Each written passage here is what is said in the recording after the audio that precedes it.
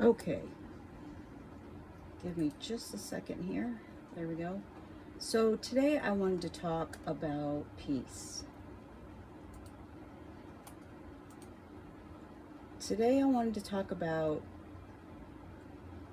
creating peace in our life and helping to create peace within the world because we're creating it within our lives. I feel like, first of all, it has to start with ourselves. We have to create that environment. We have to create all the things in our life that are peaceful. Then secondly, I feel like we need to walk our talk. Thirdly, I think we need to use our divinely given gifts to create a reality for ourselves that is peaceful, that is the kind of life that we want it to be. So first of all, with self-care and creating it within ourselves, do you watch the news? Most of the news is very negative. It's looking at what's wrong with the world, not focusing on the beauty of the world and what's good in the world. Now, not that there aren't some things out there, but in general, you're getting in a lot of negativity. Look at social media. How many people are on there disagreeing and posting negativity on social media? Those kind of things affect us. You really want to take care of your emotional, mental, and physical needs when it comes to creating peace in your life. Do you listen to your body? What it's telling you? If it's not feeling good, if you're not physically feeling good, are you stopping to take care of your body? To give it more water if it needs more water, to rest it if it needs more rest. If it's feeling ill, are you taking care of your body, or are you out there running, working, doing the things that you do every day because you feel you need to be out there doing it instead of taking care of your body? Are you getting enough sleep? You know, our thoughts and beliefs and emotions affect us, affect our bodies. When our thoughts and emotions are out of balance, it can lead to dis-ease. And dis-ease turns to disease.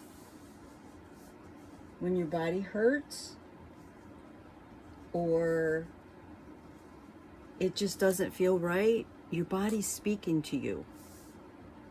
It's good to pay attention to that. The second thing is walking our talk.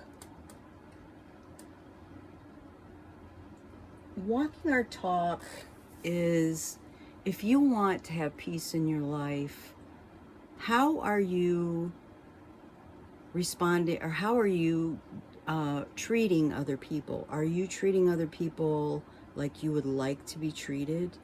Are you reacting to other people, or are you appropriately responding to other people? If there's somebody that's in your life that triggers you, reflect it back. Why does it trigger me?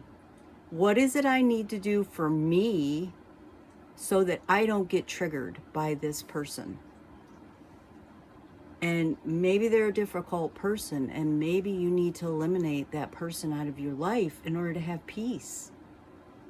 As our vibrations raise and we grow spiritually and other people don't, it's often time to let those people who can't keep up with us go, because they will hold us back. They will help to lower our vibrations. And it's a higher vibration that will help create peace. The lower vibrations just pull our vibration and our energy down. Do you set boundaries? Setting boundaries does not have to be a harsh, mean type of thing. A setting of a boundary is simply letting someone know that this is the kind of behavior you will accept and this is not. And when you set boundaries, and you tell people that kind of behavior, treating me like that is not acceptable to me, are you giving a consequence? If they do that again, this is how you're going to have to handle it. And maybe that is not having them in your life anymore. Showing compassion to strangers and uplifting them, I feel, is a really, really great way to walk your talk. Do you ever go into the grocery store and stand in line and see somebody in the line ahead of you just tearing in verbally to the cashier? Do you just ignore it and let it go? Or do you nicely, tell them it's not necessary for them to be acting that way? And maybe if you don't want to get involved with it, at the very minimum, do you smile at the checker when you get up there, and do you tell them they're doing a great job and you're so sorry that there's people in the world that don't appreciate the hard work that they're doing, but you do? That's walking your talk. Just smiling sometimes at people can really make a difference in their day. I love to tell people their good qualities.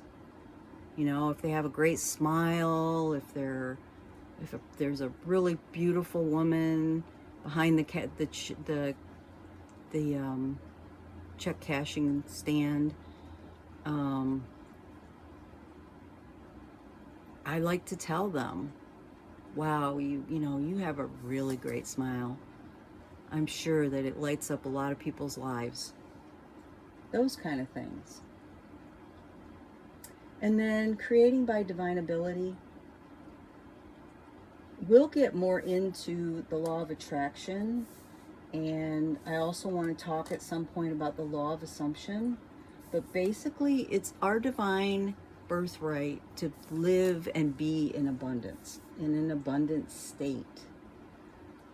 And our thoughts, words, and actions create our reality. I talked a little bit about this in a previous video, that our beliefs can interfere with our energy. If we have negative thought forms and we're sending that out, it's going to meet up with other negative or vibrational energies on the same wavelength and send more to us, for more of it for us to experience, so that we learn it's a way for us to get that when I do these negative things, this is the outcome, versus when I do these positive things, this is the outcome. It's a learning curve that we have. And our beliefs can interfere with our wants and desires. We're not going to get our wants and desires if we're constantly swimming in negative energy and sending that out to the universe and sending it out to everyone that we're around. Dig deep for yourself into what your beliefs are that are self-limiting you. Like, have you ever heard that money doesn't grow on trees? Or a belief maybe that money is hard to come by? If we're infinite beings, if we were created to be abundant, how can there be a limit to what we can have or achieve?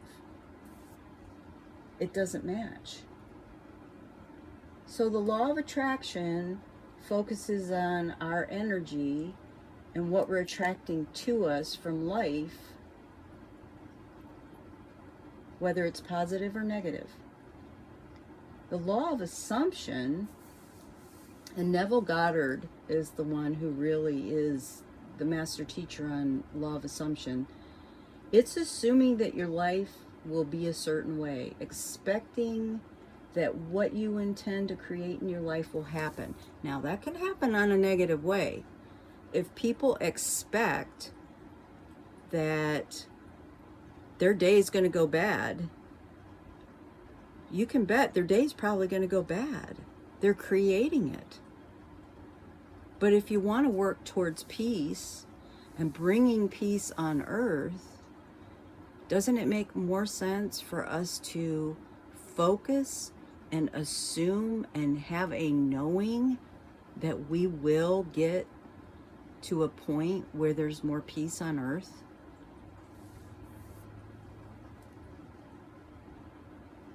So those are some thoughts that you might think about. Letting go of your limiting beliefs and attracting peaceful experiences are really valuable. And we have the ability to create what it is in our lives. Despite all of our teaching from whatever source that we don't have any power, or that things just happen to us, you know, like the statement like, don't jinx it. Well, if people believe that you can be jinxed, guess what? They're going to create situations in their life where they can jinx things. I personally don't believe in that. I personally believe that all beliefs are self-limiting, and it's empowering to know what our beliefs are, to look at them, and to break them down. Now, sometimes we have belief systems that are so embedded and they're so layered that it's hard for us to see them. It's hard for us to know exactly what our beliefs are. But I do work with this. If you want help, email me and we'll set up a session, because I love helping people take the cloak off of their limiting beliefs. Okay, I also want to do a quick thing. There's something called discarnates, and they're basically energy beings that are out of body. Some people would call them ghosts. There's different types of them, and I clear those kind of energies within people. I can do that through the Akashic record work. I can clear all kinds of things for people, to all the negative energies. But just really quickly, I'm going to put forth, if you would like for this done, just say yes. And I am asking that anyone who listens to this video, that we please clear, educate, and remove all their discarnates.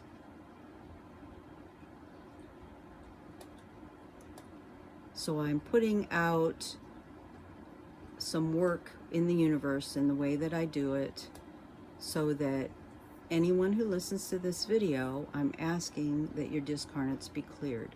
I would also ask that anyone in your space, including animals, be cleared, educated, and removed of any discarnates. Now, some of you, if you have a lot of discarnates, you may feel an energetic shift here. I did when I had my first clearing. It really cleared a lot of anxiety for me.